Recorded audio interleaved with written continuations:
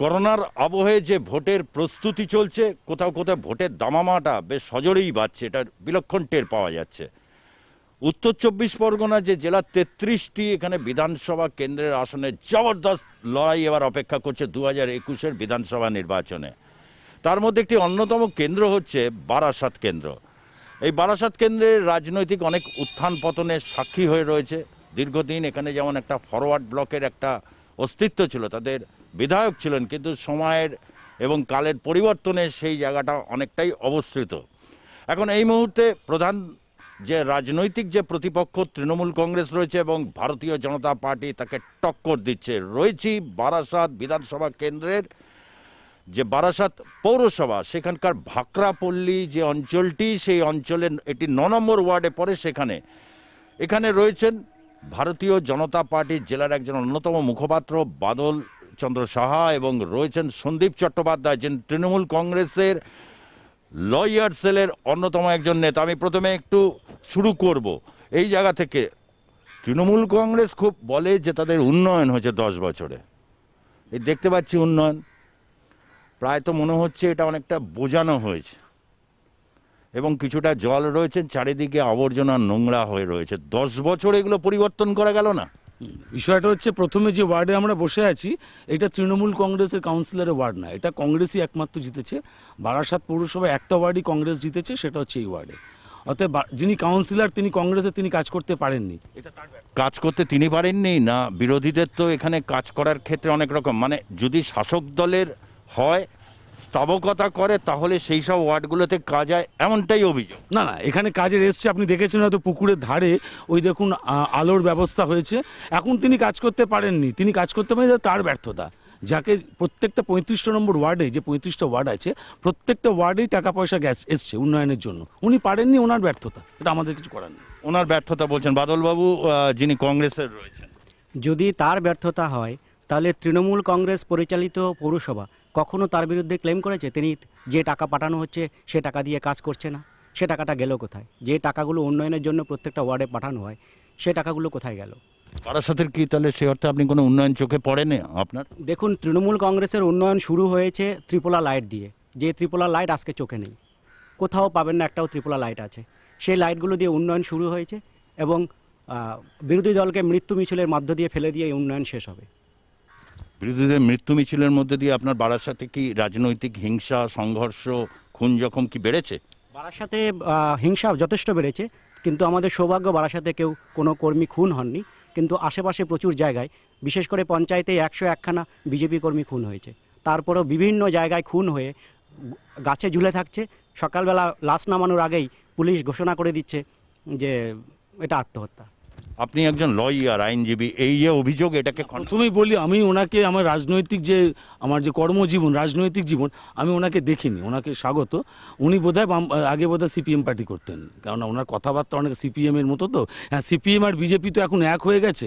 এক নম্বর হচ্ছে বারাসাতে উনি তো আমার বিরোধী রাজনীতি করছেন। উনি বলুক তো, রাস্তা দিয়ে যখন যান রাত 12টা, 1টা, 2টো দিনের বেলা, কখনো উনি দেখেছেন যে কখনো বিরোধী বলে ওনাকে কোনো হেয় করেছে? এটাই ভারতবর্ষের রাজনীতি, এটাই পশ্চিমবঙ্গের রাজনীতি, এটাই মমতা ব্যানার্জি শিখিয়েছেন, এই সকলকে নিয়ে চলো। আসলে উনি তো চোখে ঠুলি পড়ে আছেন, উনি দেখতে পান না। উনি কত নম্বর ওয়ার্ডে থাকেন জিজ্ঞেস করুন তো একটু, কত নম্বর ওয়ার্ডে উনি থাকেন? একটু কত নম্বর ওয়ার্ডে থাকেন আপনি? 35 নম্বর ওয়ার্ড। 35 নম্বর ওয়ার্ডে কি হয়েছে, আগে কি ছিল, মানে 2010-এর আগে কি ছিল আর এখন কি হয়েছে? ওনার বাড়ির সামনে রাস্তাটা হয়েছে কিনা, ওখানে পাকা ড্রেনটা হয়েছে কিনা, ওখানে রাস্তার ধারে আলোটা জ্বলছে? অস্বীকার করতে পারেন? এত কিছু যদি হয়ে থাকে তাহলে ভারতীয় জনতা পার্টি 2019-এর আপনি জানেন লোকসভা নির্বাচনের দিন আপনি সারা রাত আপনি আর+ নিউজের স্টুডিওতে ছিলেন। ফোনের পর ফোন আসছে এবং কত অভিযোগকে জবাব দিতে গিয়ে ক্লান্ত হয়ে পড়েছিলেন, মনে পড়ছে সেই দিন? তাহলে বলুন যে ভারতীয় জনতা পার্টি এত উন্নয়নের পর কিভাবে এতটা এগিয়ে আসতে পারে? না, ভারতীয় জনতা পার্টি তো আমি দেখতে পাচ্ছি না, কি কারা দেখছি আমি জানি। ভারতীয় জনতা পার্টি আমার মনে হয় না সামনে নির্বাচন কোনো ফ্যাক্টর হবে তৃণমূল কংগ্রেসের কাছে। কিছুই নেই, যাদের লোকই নেই, জনই নেই। আর যারা লোকজন আছে ওই সমস্ত ঘোষবাবু টোষবাবু তো কথাবার্তা বলতে পারেন, আগে লেখাপড়া করে আসুক, ভূগোল পড়ুক, ইতিহাস পড়ুক, একটু পলিটিক্যাল সায়েন্স পড়ুক, তারপরে পশ্চিমবঙ্গের রাজনীতিটা করুক। প্রথম কথা হচ্ছে উনি বিরোধীদের উপর আক্রমণ চোখে দেখতে পান না। দুর্ভাগ্য, পাওয়ার কমে যেতে পারে। কারণ কদিন আগেই হেলাবরতলার কাছে আমাদের একটা পার্টি অফিস ছিল, সেই পার্টি অফিসটা পুড়িয়ে দেওয়া হয়েছে রাতের অন্ধকারে। পুলিশ আজও অ্যারেস্ট করতে পারেনি কারা। ঠিক আছে, ওনাদের লোকই পোড়ায়, ওনারাই আবার তাহলে পুলিশের ব্যর্থতা যে পুলিশ এখনো পর্যন্ত কাকে অ্যারেস্ট করতে পারেনি। 2 নম্বর হয়েছে উনি যে ক্লেমটা করেছেন সিপিএম থেকে আসা, আমাকে বলেছেন উনি সিপিএম থেকে আসা। কারণ আমার রাজনীতি আপনি দেখে যদি এখন তো আপনি মনে হচ্ছে জয়ন্ত নারায়ণ শাস্ত্রী হয়ে গেছেন, যিনি আগুনে পুড়ে মারা গেছেন। এভাবে কাউকে, ঠিক আছে, যাকে যে ভবিষ্যৎবাণী করছেন, আপনি দেখে ভবিষ্যৎবাণী করে ফেলছেন যে কে কোন দল থেকে এসছে।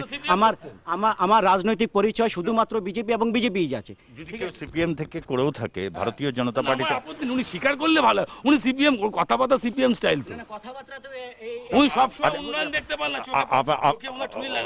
উন্নয়ন চতুর্দিকে দেখুন দাঁড়িয়ে আছে, এক পুকুর পাড়েই দেখলেই বুঝতে পারবেন কিভাবে উন্নয়ন হয়েছে। আরে অদ্ভুত ব্যাপার, বারাসাত পৌরসভার একটা ওয়ার্ড, এটা আমাদের ওয়ার্ড না, এটা হতে পারে নাকি? পশ্চিমবঙ্গ ওই বিধানসভাটা আমরা জিতিনি। ওনার কাছে একমাত্র পরিচয় গুজরাট, কারণ গুজরাট ছাড়া উনি চেনে না। আপনি যেখানে যেখানে পঞ্চায়েতে যাবেন, আপনাদের যেখানে মেম্বার জিতেছে, পশ্চিমবঙ্গে অনেক পঞ্চায়েতে আপনাদের মেম্বার আছে, চলুন তো দেখতে হবে। সরকার তৃণমূল পরিচয় সরকার, সেই সঠিকভাবে টাকা পাঠাচ্ছে। যদি কেউ কাজ না করে তার বিরুদ্ধে কেন কোনো রকম আইনানুগ ব্যবস্থা হয়নি? আপনারা কি কাজ করেছেন এতদিনে খতিয়ান দিতে পারবেন? অবশ্যই খতিয়ান দেওয়া যাবে। আপনি এই 1 মিনিট এই মাত্র বলেছেন আপনারা যে আমাদের কোনো জায়গায় কোনো কাউকে দেখা যাচ্ছে না, তাহলে 18খানা সাংসদ কি করে হলো যদি কাউকে কোথায় না দেখা যায়? বামে আর রামে এক হয়ে গেছে, বামের ভোট রাম নিয়ে চলে গেছে। এই যে উন্নয়ন কর্মসংস্থান কি হয়েছে তৃণমূলের আমলে? এই বারাসত কর্মসংস্থান অবশ্যই হয়েছে, কর্মসংস্থান এখানে অবশ্যই পশ্চিমবঙ্গ জুড়ে কর্মসংস্থান হয়েছে। আর বিজেপিতে 2 কোটি চাকরি হারিয়েছে, 2 কোটি চাকরি মানুষ এখনো পায়নি, খুঁজছে। এখনো বিএসএনএল এর কর্মী ছাড়াই হচ্ছে, এয়ার ইন্ডিয়ায় লোক ছাড়াই করে দেওয়া হচ্ছে, সমস্তটাকে কর্পোরেট দুনিয়া হাতে তুলে দেওয়া হচ্ছে। কোথায় ভারতবর্ষে কোথায় চাকরিটা হচ্ছে? কিন্তু সেখানে দাঁড়িয়ে মমতা বন্দ্যোপাধ্যায় উন্নয়নের জোয়ার দেখাচ্ছে, কর্মসংস্থানের আশা দেখিয়েছে। এই মুহূর্তে দাঁড়িয়েও একটা এখন বিভিন্ন জায়গায় একটা আসছে যে যুব তৃণমূল, মাদার তৃণমূল, বিভিন্ন জায়গায় আমরা দেখেছি 10 বছর নানা রকম আসছে। তারপর দাদার অনুগামী, দিদির অনুগামী, আপনারা কারণ ওনাকে আগে বলে নিতে দিন। উনি কি একটা সাধন পান্ডে অনুগামী, আর একটা হচ্ছে কাউন্সিলর অনুগামী। আমি শুধুমাত্র বিজেপি, ভারতীয় জনতা পার্টির অনুগামী। আপনি নাথুরাম গডসের অনুগামী? অবশ্যই নাথুরাম গডসের শ্রদ্ধা করি। তাহলে আর কি বলবো? আপনি নাথুরাম গডসেকে কেন, আপনি যখন বলছেন নাথুরাম গডসেকে, আপনি কেন মহাত্মা গান্ধী আমাদের দেশে, আমাদের এই রাষ্ট্র ব্যবস্থা, মহাত্মা গান্ধী তার তো সরাসরি হত্যাকারী, এটা আমরা প্রত্যেকেই জানি। তাকে আপনি কেন শ্রদ্ধা করেন? হত্যার জন্য তিনি শাস্তি পেয়েছেন, হত্যা করার জন্য তিনি শাস্তি পেয়েছেন, তার ফাঁসি হয়েছে, বিচার ব্যবস্থা শেষ। তাকে শ্রদ্ধা করতে হবে কোন আধারে? একজন ব্যক্তি হিসাবে, না একজন ব্যক্তি হিসাবে, কারণ তার শাস্তি হয়ে গেছে, শাস্তি হওয়ার পর আর কিছু থাকতে পারে না। ঠিক আছে, আর যারা কালচার বলছে তাদের জন্ম তো আমাদের হাতে, যাদের কালচার বলছে তাদের জন্ম তো আমাদের হাতে। যারা বলছে বিজেপির এটাই কালচার, সেই তারাই তো বিজেপির হাতে জন্ম। যারা আমরা জন্ম দিচ্ছি তারা আমাদেরকে জিজ্ঞাসা করছে আমাদের কালচার কি। 5 কোটি টাকা কোথায় গেল? ওই স্ট্যাচু বানিয়েছেন কার? ওতে 5 কোটি টাকা হিসাব পাওয়া যাচ্ছে না। 3000 কোটি টাকা লুট করে তৈরি করছে। আরটিএ করতে পারেন, আপনি একজন লয়ার, আপনি আরটিএ করতে পারেন হিসাবের জন্য। আরে আপনি বলুন না। এখনো প্রশ্নের উত্তরটা পেলাম না। আপনারা কাদের অনুগামী? মমতা ব্যানার্জির অনুগামী, তৃণমূল কংগ্রেসের অনুগামী। মমতা বন্দ্যোপাধ্যায় ছবি দেখে তৃণমূল কংগ্রেসে একটাই প্রার্থী, মমতা বন্দ্যোপাধ্যায় 294 আসনে মমতা বন্দ্যোপাধ্যায় প্রার্থী। কোথাও কি মনে হয় না যে শুভেন্দু অধিকারী থেকে শুরু করে আজকে অনেক নেতৃত্ব, মানে তাদের বক্তব্যের মধ্যে কি কোনো সারবত্তা নেই বলে আপনারা? মমতা ব্যানার্জি ছিল বলে আজকে শুভেন্দু অধিকারী হতে পেরেছে, ফিরহাদ হাকিম হতে পেরেছে, আজকে এখানকার বিধায়ক হয়েছে। শুধুমাত্র মমতা ব্যানার্জির জন্য। মমতা ব্যানার্জি ক্যান্ডিডেট, মমতা ব্যানার্জি থাকবে, মমতা ব্যানার্জি লড়ছে, মমতা ব্যানার্জি জিতবে। আর এটাই নিয়ম, এটাই পশ্চিমবঙ্গের। আপনি এখনো আশাবাদী? আপনি কি আশাবাদী যে এখনো দাদা আপনার তৃণমূলে রয়েছেন? উনি তো এখনো কিছু বলেনি, উনি এখনো দলেরই লোক। তাহলে আমরা কেন চাইছেন উনি দলে থাকলে তৃণমূল কংগ্রেস শক্তিশালী হবে? সেরকম কোনো কথা না। মমতা বন্দ্যোপাধ্যায়কে শক্তিশালী, মমতা বন্দ্যোপাধ্যায় থাকা মানে তৃণমূল কংগ্রেস শক্তিশালী। মমতা বন্দ্যোপাধ্যায় আমাদের সব। তিনি যেভাবে আমাদেরকে পথ দেখাবেন আমরা সেভাবেই লড়বো, সেভাবেই এগোবো। ছাত্র, যুব, মাদার, মহিলা সমস্তটাই মমতা বন্দ্যোপাধ্যায়ের উপর নির্ভর। আমি বলছি কি সুজিত দা, যেটা হচ্ছে কারুর আমরা ব্যক্তির ওপর নির্ভর করে, যেটা কৌশিক বলছিল, সেটা হচ্ছে মমতা বন্দ্যোপাধ্যায়কে সামনে রেখে আমরা নির্বাচনটা করি। 294টা কেন্দ্রেই মমতা ব্যানার্জি ব্যানার্জি প্রার্থী।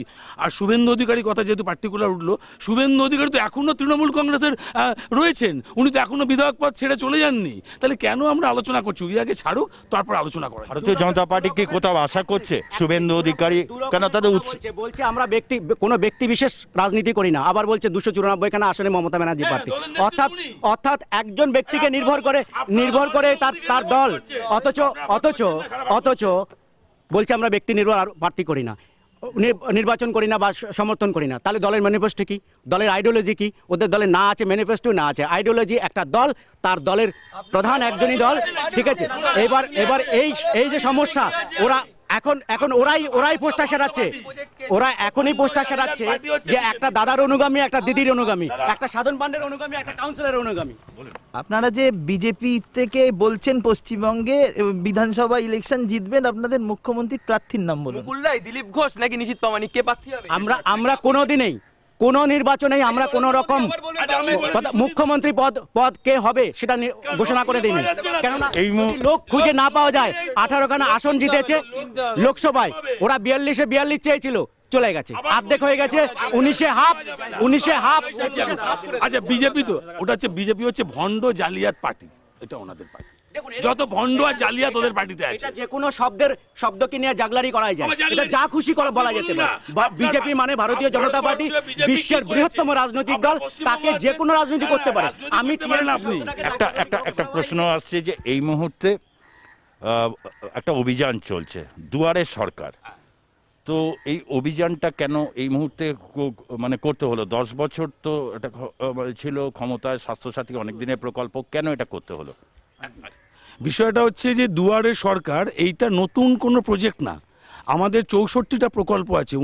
2011 সালে মমতা বন্দ্যোপাধ্যায় ক্ষমতায় আসার পরে মোট 64টা প্রকল্প আজ পর্যন্ত।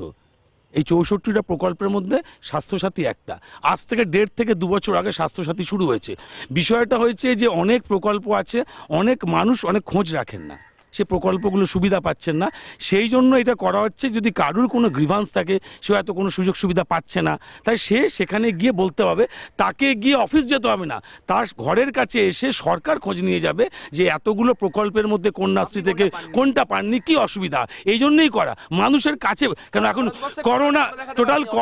করোনা আবহাওয়া চলছে, মানুষ বেরোতে পারছে না, অনেক সময় হয়তো কষ্ট করে বেরোচ্ছে, অর্থাৎ তাকে ডিএম অফিসে যেতে হবে না, তাকে এসডিও অফিসে যেতে হবে না, তার কাছে এসে মানুষ জানতে পারবে। আমাদের দেশটা ভারতবর্ষ, আর ভারতবর্ষটা ডেভেলপিং কান্ট্রি। আমরা দেখেছি স্বাস্থ্যসাথী 10 কোটি মানুষ, মানে পশ্চিমবঙ্গের সব মানুষের জন্য স্বাস্থ্যসাথীর ব্যবস্থা হবে। এটা ডেভেলপড কান্ট্রি, ইউএসএতে আছে। বাংলা প্রথম ইউএস তৈরি করছে। মমতা ব্যানার্জি বলেছিল লন্ডন তৈরি করবে, সেটা এখন সফল করছে। মমতা ব্যানার্জি 10 বছর সময় চেয়েছিল, 10 বছরের মধ্যে হচ্ছে। তো সবাই স্বাস্থ্যসাথী পাচ্ছে, মানে কি আপনিও স্বাস্থ্যসাথী পাবেন, এই বিজেপির দাদাও পাবেন। আয়ুষ্মান ভারত কিন্তু সবার জন্য নয়, এটা হচ্ছে নির্দিষ্ট একটা আয়ের সীমা রয়েছে। এটাই কি তার সীমাবদ্ধতা ছিল, যে কারণে স্বাস্থ্যসাথী মানে এতটা বেশি নিয়ে মানুষ ভোকাল হয়ে উঠছে যে স্বাস্থ্যসাথী সবার জন্য, 10 কোটি মানুষের জন্য? একটা ভাওতা প্রকল্প, এই কারণে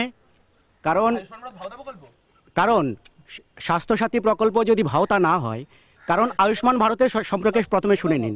টোটাল 11 কোটি লোককে দেওয়া হবে প্রথম প্রকল্পে, 10.76, ঠিক আছে, সারা ভারতে, ঠিক আছে। টোটাল 11 কোটি লোককে সারা ভারতে প্রথম দেওয়া হবে। কাদেরকে? প্রথম মহিলা, শিশু এবং প্রবীণ নাগরিকদের অগ্রাধিকারের ভিত্তিতে দেওয়া হবে, ঠিক আছে, অগ্রাধিকারের ভিত্তিতে। কিন্তু যদি আজকে আয়ুষ্মান ভারত বাদ দিয়ে যদি আপনি স্বাস্থ্যসাথী প্রকল্প ধরে নেন, তাহলে পশ্চিমবঙ্গের জনসংখ্যা 10 কোটি। শুধু বারাসাত বিধানসভা এলাকায় কম করে আমি পশ্চিমবঙ্গে বলেছি, একটু কানটাও পরিষ্কার করুন, ঠিক আছে। শুধু বারাসাত বিধানসভা এলাকায় যদি 2,80,000 ভোটার হয়, তাহলে এখানে মিনিমাম 5 লক্ষ লোক আছে বারাসাত বিধানসভা এলাকায়। এই লোকগুলোকে যদি আপনি স্বাস্থ্যসাথী প্রকল্পের আওতায় সবাইকে কার্ড দেওয়া হয়, তাহলে কটা আপনাদের নার্সিংহোম নেওয়া হয়েছে? 2টো বেসরকারি নার্সিংহোম নেওয়া হয়েছে। একটা হয়েছে নারায়ণা, আরেকটা হচ্ছে কেয়ার অ্যান্ড কিউর। নারায়ণাতে কটা সিট? 5টা। কেয়ার অ্যান্ড কিউরে কটা? 2টো। 7খানা সিট দিয়ে আপনি টোটাল 5 লক্ষ লোককে। আপনি কি এটা না, আমি একটা প্রশ্ন করি এই জায়গা থেকে, আপনাকে একটু বলি যে গোটা পশ্চিমবঙ্গে স্বাস্থ্য পরিকাঠামোটাও তো একটা বড় রকম তাহলে মানে একটা উল্লেখযোগ্য যে আপনারা নিজেরা খুব খুশি বারাসাত হাসপাতালের যা চেহারা বা ছবি? দুরন্ত ছবি। বারাসাত হসপিটাল 2009 সালের আগে গেটের কাছে মরার খাট বিক্রি হতো, এখন সে হসপিটালটা কর্পোরেট টাচ। ওখানে বার্ন ইউনিট থেকে শুরু করে সমস্ত নিওনেটাল ইউনিট থেকে শুরু করে একটা কর্পোরেট হসপিটালে যা থাকে সবটাই বারাসাত হসপিটালে। তাহলে মানুষকে কার্ড দেওয়ার পর পরিষেবা পাবে বলে আপনি নিশ্চিত? আপনারা একদম অবশ্যই। আমি এর ব্যাপারটা বোঝাই, স্বাস্থ্যসাথী প্রকল্পটা দাদা বুঝতে পারেনি, এটা দাদার বুঝতে পারছে না ব্যাপারটা, আমরা বোঝাতেই আজকে বেরিয়েছি। আজকে না আজকে আচ্ছা আমার কথায় না এই প্রকল্পের যদি আপনি তো আয়ুষ্মান ভারত আপনি পাননি বা আপনি ওই দিলে কি আপনি স্বাস্থ্যসাথী আপনার নিতে অসুবিধা কোথায়? আপনি কি তৃণমূল কংগ্রেস বিরোধী না সরকার বিরোধী? কারণ আমার মেডিক্লেম করা আছে, সুতরাং আমার সবুজ স্বাস্থ্যসাথী দরকার নেই, কিন্তু গরিব মানুষ কাদের দরকার? আমরা এই দাদাকেও স্বাস্থ্যসাথী দেব। দাদা আয়ুষ্মান ভারত পাইনি, দাদাকে আমি লিখে দেবো। আচ্ছা দাঁড়াও আমি বলছি, স্বাস্থ্যসাথী প্রকল্পটা দাদা বুঝতে পারেনি। দাদা দেখছে বারাসাতে কেয়ার অ্যান্ড কিওর আর নারায়ণা, কিন্তু রাজ্যে কিন্তু শুধু কেয়ার অ্যান্ড কিওর আর নারায়ণায় নয়, রাজ্যে যদি দাদা নারায়ণায় গিয়ে ভর্তি না হতে পারে, দাদাকে একটা গ্রিভেন্স সেলের নাম্বার দেওয়া হবে। দাদা সেই নাম্বারে ফোন করলে, টোল ফ্রি নাম্বার, দাদাকে সাবস্টিটিউট হসপিটাল ব্যবস্থা করে দেওয়া হবে। এটা মমতা ব্যানার্জি ব্যবস্থা করে দিয়েছে। রাজনৈতিক ব্যবস্থায় বিরোধী শক্তি থাকবে, বিজেপি, বাম, কংগ্রেস, অন্যান্য আরও রাজনৈতিক দল রয়েছে, তাদের সবাইকে জন্য কি আপনারা এই তৎপরতা দেখাবেন না? এটা ক্যামেরা রয়েছে বলে বা এটা মাধ্যমে কোনো দল করবে না, তারাও পাবে আর বিজেপিও পাবে। সাধারণ আচ্ছা আমি একটা কথা বলি, আচ্ছা আপনাদের ক্যাম্প অফিস করে কেন তাহলে স্বাস্থ্যসাথীর কার্ড বিলি করা হচ্ছে? আপনারা ক্যাম্প অফিস থেকে বিলি করতেন স্বাস্থ্যসাথীর কার্ড, কেন করছেন? মমতা বন্দ্যোপাধ্যায়ের উন্নয়নটা দেখিয়ে দিচ্ছেন মানুষকে, এটা আপনাদের প্রমাণ দেখিয়ে দিতে পারবো আমরা। দাদা পাইনি, স্বাস্থ্যসাথী পাবে, এটা নিশ্চিত। আয়ুষ্মান ভারত কেন ঢুকতে দেওয়া হলো না? কৃষক সম্মান নিধি কেন ঢুকতে দেওয়া হলো না? যদি কৃষক সম্মান নিধি আর আয়ুষ্মান ভারত এই পশ্চিমবঙ্গে আসতো, তাহলে করোনা আবহে যতগুলো লোকের যত খরচা হয়েছে তার অনেকটাই কম হয়ে যেত বা খরচা হতো না। ঠিক আছে, যারা করোনায় আক্রান্ত হয়েছে তারা কেউ আয়ুষ্মান ভারতের কোনো কার্ড পায়নি। সারা ভারতবর্ষে 10 কোটি, তাহলে কতগুলো রাজ্য আছে সারা ভারতবর্ষে? আগে হিসাবটা করুন। আর এই স্বাস্থ্য সাথীটা সারা পশ্চিমবঙ্গের সমস্ত মানুষের জন্য। বুলেট নিয়ে ঘুরে বেড়াচ্ছে, যে নেতারা বুলেটের ট্রেনের স্বপ্ন দেখছেন না, উনি বুলেট ট্রেনে ঘুরে বেড়াচ্ছেন আর কৃষকেরা না খেয়ে মরে যাচ্ছে, তাদের জিনিস বিক্রি হচ্ছে না। আগে দিল্লিতে যান, কৃষকের সাথে কথা বলুন, মানুষের পাশে থাকুন। এই দল করোনার টাইমে পরিযায়ী শ্রমিকদেরকে ভুলে গেল, সে বাংলার মানুষের কি সেবা। এই যে এই লকডাউনের সময় আপনারা তরুণ প্রজন্মের এই লকডাউনের সময় আপনারা ঠিক কি কাজগুলোকে? আমরা কত কাজ করেছি সেটা দাদাও খুব ভালো জানে। প্রথম দিন থেকে চাল ডাল দেওয়া শুরু করেছিলাম, তারপরে বিভিন্ন উদ্যোগ নিয়েছি মানুষের পাশে যত রকম ভাবে দাঁড়ানো যায়। অক্সিজেন সিলিন্ডার থেকে শুরু করে মানুষকে হসপিটালে নিয়ে গিয়ে ভর্তি করে দেওয়া থেকে শুরু করে তৃণমূল ছাত্র পরিষদ, তৃণমূল কংগ্রেস প্রচুর উদ্যোগ নিয়েছে। কোথাও কি আপনার মনে হয় না, একটা প্রশ্ন কিন্তু বারবার আমাকে হন্ট করছে এই মুহূর্তে, সেটা হচ্ছে রাজ্যে ভালো কাজের সুযোগ নেই, ভালো চাকরি এবং ভালো সুযোগ নেই, এটাকে কি একদম অস্বীকার করতে পারে? আমি বলছি অ্যাকচুয়ালি 34 বছর, আপনি যে লাস্ট এই 10 বছরের আগে যে 34 বছর, তাতে আপনি দেখবেন পার্সেন্টেজ চাকরির কিন্তু দিনে দিনে কমেছে। সেখান থেকে কিন্তু 2009 বা 2011-র পর থেকে আজকে 2021 অবধি চাকরি পাওয়ার পার্সেন্টেজ কিন্তু বেড়েছে। বাইরের রাজ্য থেকে পশ্চিমবঙ্গে চাকরি করতে আসছে, এই পার্সেন্টেজটাও বেড়েছে। তো সামনের দিনে একটু পরিসংখ্যান দিতে পারবেন? বাইরের রাজ্য থেকে এই রাজ্যে এসে চাকরি করার পরিসংখ্যানটা বেড়েছে। পঞ্চম স্থানে রয়েছে যেখানে পশ্চিমবঙ্গে বাইরের রাজ্য থেকে চাকরি প্রার্থী। দিলীপ ঘোষ বলেছেন যে বাংলায় অবাঙালিদের অবদান বাঙালির থেকে বেশি, বা বাংলা গুজরাট হবে। সমর্থন করেন?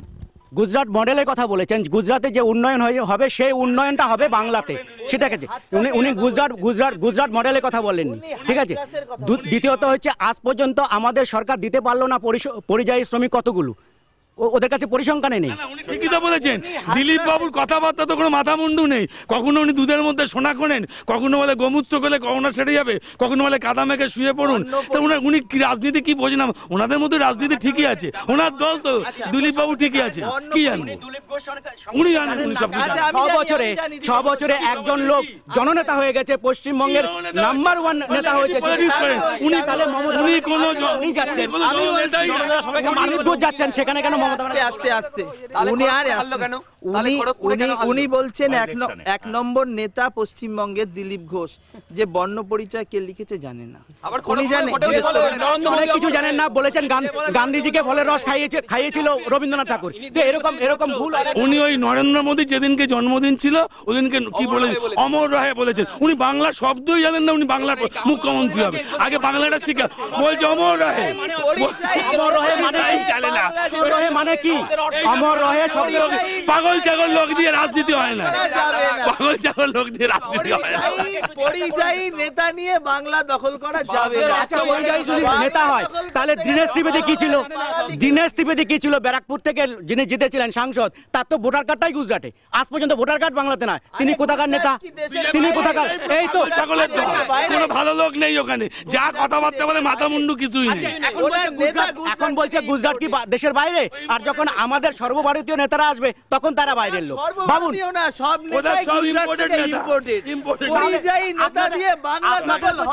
আপনি বলছেন যে বারাসাত কেন্দ্র বা উত্তর 24 পরগনা 33টা কেন্দ্রের মধ্যে ভারতীয় জনতা পার্টি প্রসপেক্ট কতটা, তৃণমূল কংগ্রেসের প্রসপেক্ট কতটা? শূন্য। ওরা এত জোরের সাথে বলছেন। বিজেপি আবার কি পাগল ছাগল লোকেরা এই সমস্ত কথা বলে, ভুলভাল কথাবার্তা, এটা তো 1 পয়সা মূল্য নেই। শুধু এটা বললে কি একটা না, আমরা তো একটাই কথা, আমি আপনার চ্যানেলে বহুবার বসেছি, আমি একটাই কথা বলেছি, বিরোধীদের কুৎসার বদলে উন্নয়নের ভোট। আমরা উন্নয়ন করেছি, এটা নিয়ে ভোট করবো, আর ওরা কিছু কুৎসা করে। আমরা যাচ্ছি লোকের কাছে দুয়ারে সরকার, ওরা বলছে কি নেগেটিভ, কে কি হয়েছে অন্যায়ের বিরুদ্ধে। আর একটা মানুষের কাজ করো, গিয়ে বলো আমি কোন আন্দোলনে দেখেছেন আজ অব্দি বিজেপিকে? সব নেগেটিভ পলিটিক্স করে। কি করেছে? বলছে জন্মদিনে পেন্সিল দিয়েছে, জানেই না আজকে মৃত্যুবার্ষিকী। ওদের উন্নয়ন এটা আমপানের দুর্নীতি সর্বজন বিদিত। ট্রিপল পর্যন্ত চুরি হয়ে গেছে। যে টাকাগুলো দিয়েছে সেগুলো ওদের যারা জনপ্রতিনিধি তারা নিয়েছে, আবার সেটা সরকার রিটার্ন নিয়েছে। তাহলে রিটার্ন নিয়ে তাদের বিরুদ্ধে মামলা হলো না কেন? ঠিক আছে, তারপরে তাদের বিরুদ্ধে মামলা হয়নি, তাদের বিরুদ্ধে হয়েছে। 1, 2 নম্বর হচ্ছে উনি বারবার বলছেন বিজেপি এখানে শূন্য পাবে, অথচ উনি জানেই না,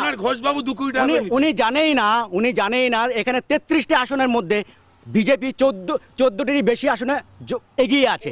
তাহলে উনি বলছে বিজেপি শূন্য। বিধানসভা ঠিক আছে, ও আচ্ছা, লোকসভায় আর বিধানসভায় কি লোকগুলো পাল্টে যায়? লোকগুলো পাল্টে যায়। আসলে উনি তো দিলীপ বাবুর মধ্যেই কথা বলেন, লোকসভার ভোটটা বিধানসভার ভোটটা পৃথক, প্রেক্ষিতটা পৃথক। এটা বিধানসভার দিলীপ বাবুর আত্মসহায়ক গৌতম খড়গপুর রেলওয়ে স্টেশন থেকে 1 কোটি টাকা নিয়ে ধরা পড়লো কেন ইলেকশনের আগে? উনি জবাব দিন আগে। কিন্তু যে প্রশ্নটা আসছে সেটা তো একটা ঘটনা, যে আমফান এবং হচ্ছে চাল চুরি ব্যাপারে অনেক রকম যে অভিযোগগুলো এসেছে, বারবার বিজেপি এটা তুলে ধরছে, এটার সারবত্তা কতটা? আচ্ছা, যদি সব জায়গাতেই এই চাল চুরি আর ট্রিপল চুরি কথা যদি বলে থাকে, তাহলে তো আপনাদের মিডিয়া হাউসে খবর হয়ে যেত।